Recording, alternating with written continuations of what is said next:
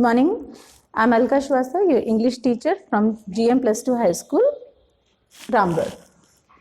Today the topic is passive voice. पहले हम tenses कर चुके हैं और passive voice करने से पहले हमें tenses का आना बहुत ज़रूरी है. तो हम एक बार tense कर चुके हैं, उसी बेस पे हम यहाँ पे आज passive voice करेंगे. अब what is passive voice? First of all हमें ये समझना होगा कि passive voice होती क्या है और इसकी ज़रूरत क्यों पड़ती है. Passive voice is another way of telling a sentence. जैसे अगर मुझे बोलना है कि कोई व्यक्ति है, उसने कोई काम किया, तो मैं कर्ता पे ज़्यादा फोकस कर रही हूँ, सब्जेक्ट इंपॉर्टेंट है. लेकिन अगर मुझे कर्ता को इग्नोर करते हुए जो काम हो रहा है उसको इंपॉर्टेंस देनी है, in that case passive voice को यूज़ किया जाता है. जैसे कि अगर सपोज हमारे घर के आसपास कुछ एक काम हो रहा है, हमको बताना है कि वो काम हुआ, तो हम उसको बोलेंगे कि सड़क बनी. तो सड़क बनना वहां पे इंपॉर्टेंट है, तो सड़क बनी पैसिव वॉइस में सेंटेंस बन जाएगा, जहां पे कर्ता मेंशन ही नहीं है, सब्जेक्ट मेंशन ही नहीं है कि सड़क किसने बनाई. इन दैट केस जब भी हमें जो काम हो रहा है उस पर फोकस करना है, उस समय हमें पैसिव वॉइस की जरूरत पड़ती है. तो इसको चेंज करने के लिए कुछ बेसिक रूल्स है. First rule, only V3 is used. केवल और केवल V3 जो वर्ब की थर्ड फॉर्म होती है वो यूज्ड होती है as main verb. Main verb के रूप में हमेशा वर्ब की थर्ड फॉर्म ही पैसिव वॉइस में यूज की जाती है. सेकेंड रूल, जब हम इसमें सेंटेंस बनाएंगे तो पैसिव वॉइस का कोई भी सेंटेंस हेल्पिंग वर्ब के बिना नहीं होता है. तो हम उसमें हेल्पिंग वर्ब लगाते हैं टेंस के अकॉर्डिंग, जो कि मैं बोला था कि पैसिव वॉइस के लिए टेंस की जरूरत है. तो अगर इंडेफिनिट टेंसेस दिख रहे हैं,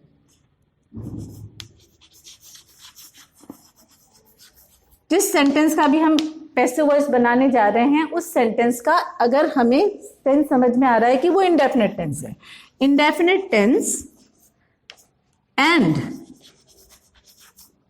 continuous tense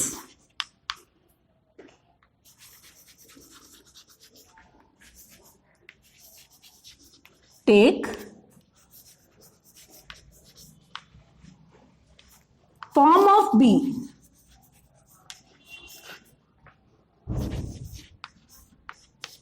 as helping verb.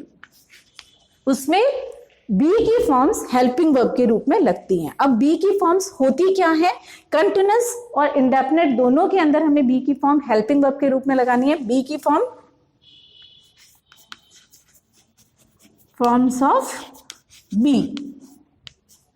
अगर हमें बी की फॉर्म लगानी है तो हमें उसको टेंस के अकॉर्डिंग लगाना होता है. तो पहला हो गया प्रेजेंट.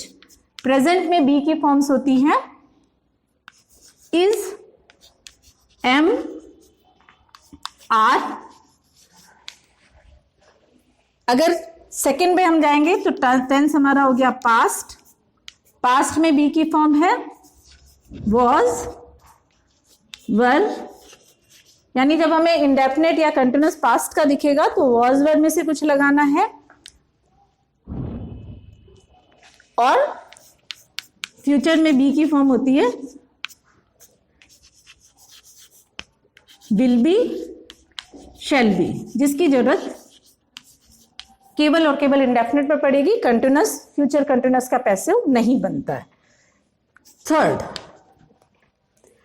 तो हमको जब भी इसमें इंडेफिनिट टेंस या कंटिन्यूअस टेंस पहचान में आ रहा है तो हमें ये इसमें से टेंस के अकॉर्डिंग कुछ बी की फॉर्म चूज करके लगानी होती है. एग्जाम्पल भी हम करेंगे. थर्ड रूल, इंडेफिनिट और कंटिन्यूअस हो गया. अब है perfect tense. Perfect tense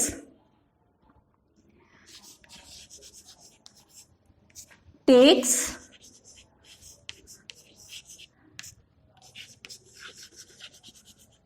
forms of have. Have की forms as helping verb. Helping verb के रूप में अगर परफेक्ट टेंस हमें समझ में आ रहा है तो हेल्पिंग वर्ब के रूप में हमें फॉर्म ऑफ हैव लगानी होगी. तो फॉर्म्स ऑफ हैव हमें आनी चाहिए.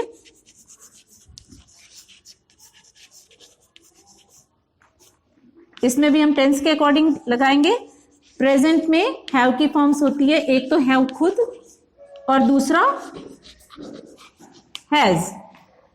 पास्ट में एक ही फॉर्म होती है हैव की, जो है हैड। और फ्यूचर में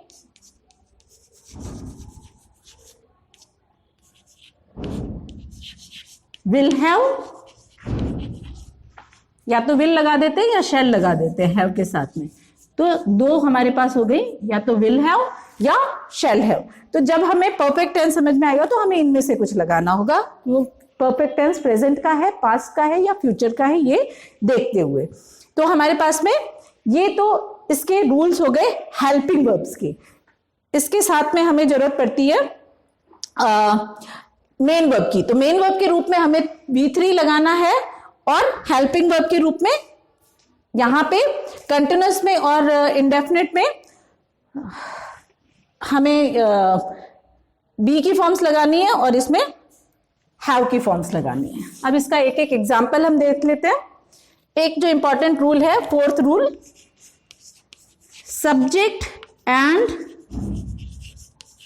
ऑब्जेक्ट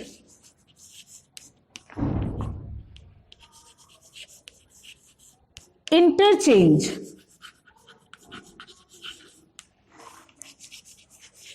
देयर प्लेसेस। जो सब्जेक्ट होता है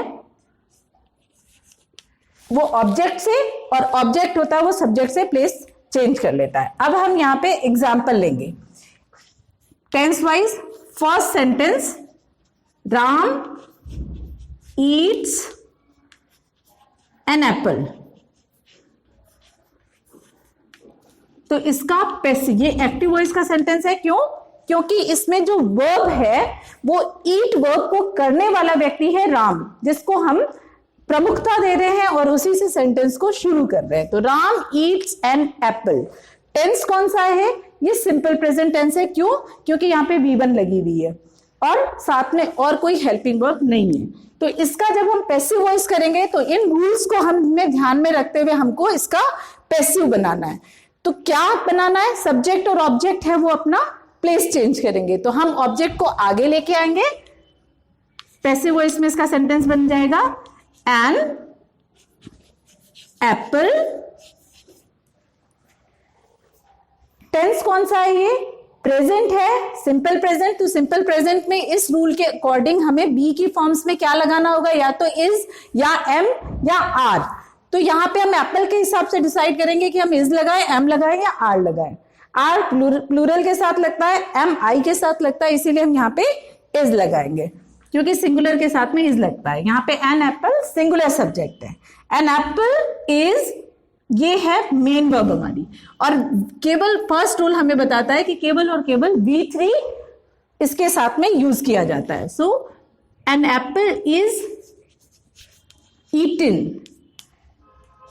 बाय राम। तो इससे हमें और एक रूल मिलता है, fifth rule, by is used. ये word by word is used before the doer. Doer यानी काम को करने वाला व्यक्ति। खाना खाने का काम, इसमें एप्पल खाने का काम कौन कर रहा है? राम। तो ये करने वाला जो व्यक्ति है, जब ये पीछे जाएगा तो उसके पहले बाय वर्ड यूज होता है। So the passive voice of Ram eats an apple is an apple is eaten by Ram. Second example हम देखते हैं। हम सेकेंड एग्जाम्पल लेंगे पास्ट, सिंपल पास्ट का। तो राम ईट्स एन एप्पल, इसकी जगह हम कर देते हैं Ram ate an apple. Tense हमारा चेंज हो गया।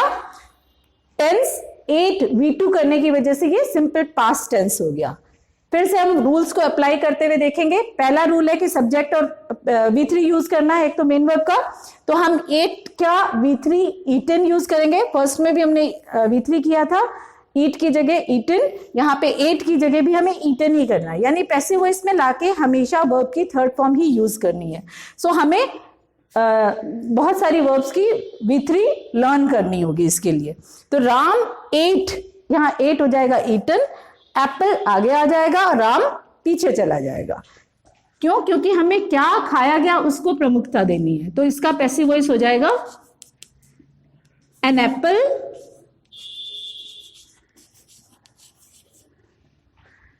अब ये पास्ट है तो हमें बी की फॉर्म हेल्पिंग वर्ब के रूप में लगानी है, क्योंकि बिना हेल्पिंग वर्ब के हम पैसिव वॉइस नहीं बनाएंगे। तो यहाँ पे पास्ट में, सिंपल पास्ट में हमें बी की फॉर्म क्या लगानी है, या तो वॉज या वर। तो पास्ट में हमारे पास दो ऑप्शन है, लेकिन हमें सब्जेक्ट के अकॉर्डिंग लगानी होती है। सब्जेक्ट हमारा सिंगुलर है, इसीलिए हम वर ना लगा के वॉज ही लगा सकते हैं। एन एप्पल वॉज, V3 लगा दिया, ईटन, सब्जेक्ट पीछे चला जाएगा डूअर, तो यहां पे आ जाएगा राम, उसके पहले हम बाय लगा देंगे, by Ram. An apple was eaten by Ram. ऐसे ही हम तीसरा इंडेफिनेट लेते हैं। तीसरा इंडेफिनेट है फ्यूचर इंडेफिनेट। उसका एग्जांपल लेते हैं। राम, फ्यूचर बनाने के लिए हम क्या करते हैं, वर्ब के जस्ट पहले विल लगा देते हैं। तो राम जो वर्ब है, बेस फॉर्म है हमारी ईट, उसके आगे हम लगा देंगे will. Ram will eat an apple. Passive voice के लिए टेंस का आना बहुत जरूरी है, तो इसलिए पहले टेंस वाला सारा रिवाइज कर लेना, उसके बाद में इसके बेस पे आप पूरा कर सकते हैं। Ram will eat an apple. यहां पे क्या होगा, सब्जेक्ट ऑब्जेक्ट की जगह, ऑब्जेक्ट सब्जेक्ट की जगह चला जाएगा। जब ये पीछे जाएगा तो इसके पहले बाय लगेगा। ईट का हमें ईटन ही करना है, V3, और हमें जो हेल्पिंग वर्ब है वो बी की लगानी है। तो इसमें हमारे पास में फ्यूचर टेंस है, तो फ्यूचर में हमारे पास ऑप्शन है या तो विल बी या शैल बी। हम शैल बी केवल और केवल आई और वी के साथ में लगाते हैं, इसीलिए हमें यहाँ पे विल बी लगाना होगा। तो इसका पैसिव वॉइस क्या होगा, शुरू करते हैं। एन एप्पल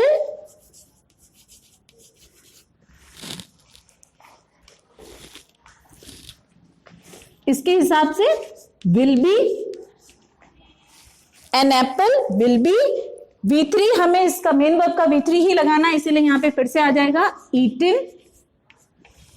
राम पीछे जाएगा, उसके पहले हमें बाय वर्ड यूज करना होगा। तो ये हमने तीनों इंडेफिनिट के एग्जाम्पल किए हैं। राम, अब नेक्स्ट वीडियो में हम लोग कंटिन्यूअस करेंगे, फिर उसके बाद परफेक्ट करेंगे। फ्यूचर कंटिन्यूअस का और तीनों परफेक्ट कंटिन्यूअस का पैसिव वॉइस नहीं बनता है, उसके लिए अलग से आपको और एक चीज ऐड करके सिखाएंगे। उसके लिए हम अलग से वीडियो बनाएंगे, कंटिन्यूअस और परफेक्ट दूसरे वीडियो में।